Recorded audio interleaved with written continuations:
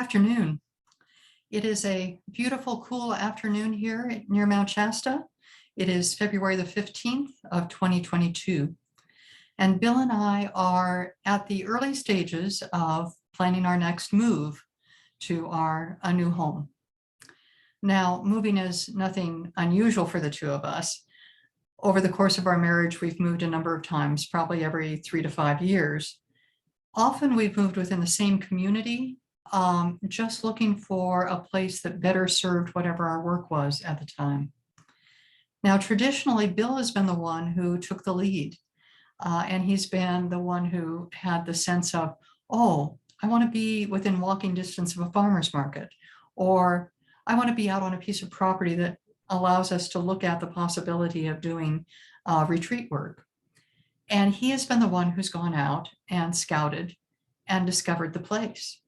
And each time I've come to it, I went, yeah, this is just right. Yes. And so I've been delighted with his decisions. Well, this time we've decided that the decision is in my hands. And it is a strange responsibility because I find that I'm coming at this move from a very different place. I've been doing a lot of work within the unseen world, shamanic journey, seeking guidance from my helping spirits through journey, through dream, looking at coincidences, trying to be open to all of the things that are on that less visible, less tangible reality of life. And so as I'm going about looking for the next place, it's taking on that tone. So a little less about the facts and figures of a next place, and much more the feeling of it and how we get ourselves ready and open for it. It's been interesting. One of the things that I decided that was important to do right away was for the two of us to sit down and make a list of 10 things that we really wanted or needed in the next place. It felt like it's important for us to be focusing and envisioning in the same direction. And so we came to some common ground. Part of it is that we're getting too old to shovel snow. And so we're looking at a more temperate climate and a place that is not on almost 3 acres that need to be looked after, but a place that would have very minimal outdoor upkeep for us. We want to be able to go out and walk often. We wouldn't mind being able to walk to the grocery store. We are looking for a place that the home itself is kind of spacious and elegant and simple.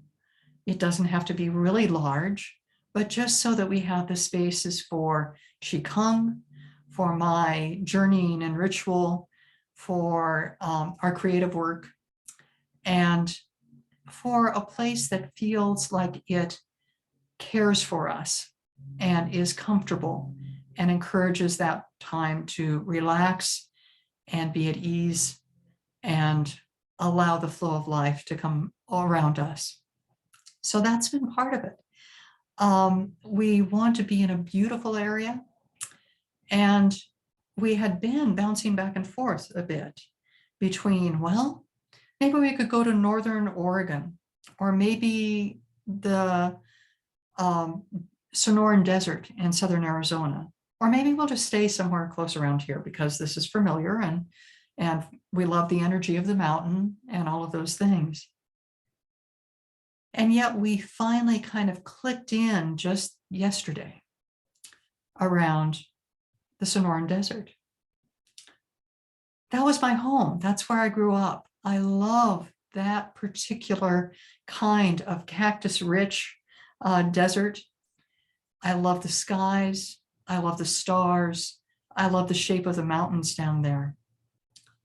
I lived there for the first 40 years of my life. And then the next 23, I have lived mainly in places where there are trees and rivers, forests, and snow, different variations of this Northern California climate. And this was Bill's home. And I think it was very important for us to spend a period of our lives here. but I'm finally feeling like it's time to go home.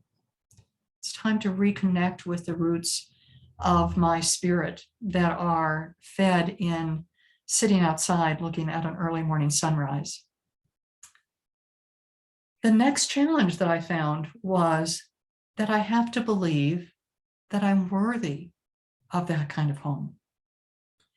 Now, that may sound strange to you. You may think that by the age of 63, I should be over this by now. But I find that in myself, there are still those old tangled thought forms that tell me that as a spiritual person, I should want very little from life. I should live extremely simply, and I should be looking at what is the absolute minimum that I can do. What's ended up happening is that that's made me feel very small and very confined and actually quite hidden. I've done very little speaking in recent years. I've done some writing of some blogs, but even that has fallen silent in the last few months. And I'm finding that in order to expand back out into the world and to make this step toward this new home, I have some inner work to do. So I've been using different kinds of clearing, different kinds of practices, and I'll kind of talk about those in upcoming videos. But for today, I just want to look at clearing some of the self-diminishing thought patterns that I have.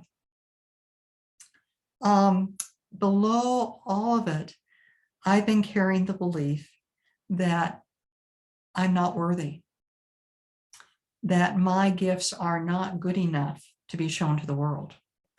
So I've been taking on a practice, which I've learned through a workshop with Robert Ohoto, about just beginning to put in messages that my subconscious won't immediately shut down, but that begin to overwrite those old ways of seeing myself and the old ways of determining my worth and my value.